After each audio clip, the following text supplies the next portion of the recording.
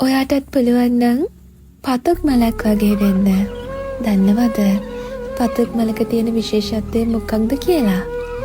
පතුක් මලකට පුළුවන් ඕනිම තැනක වැඩෙන්න.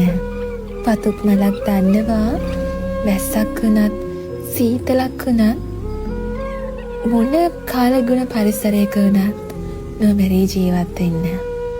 පතුක් මලක් දන්නවා කර්කශම පොළවක වුණත් කෙලින් හිටගෙන ඉන්න. ඔයත් මේ වගේ කෙල්ලෙක් වෙන්න.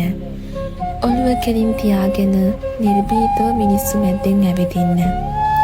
අතේ සත පහක් නැති වෙලාවක වුණත් ඔයාගේ අභිමානය වෙනුවෙන් පෙනී ඉන්න. ජීවිතයට කුණාටු වෙන හැම මොහොතකම ශක්තිමත්ව දරාගෙන ඉන්න.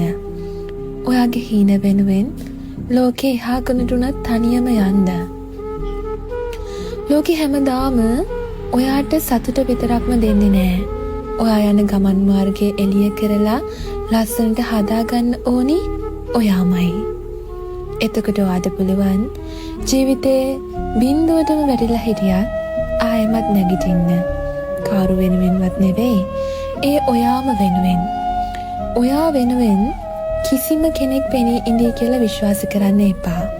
ඔයා වෙනුවෙන් පෙනී ඉන්නේ ඔයා විතරයි. ඒ විශ්වාසයෙන් ඔයාගේ ගමනේ ඔයා යන්න.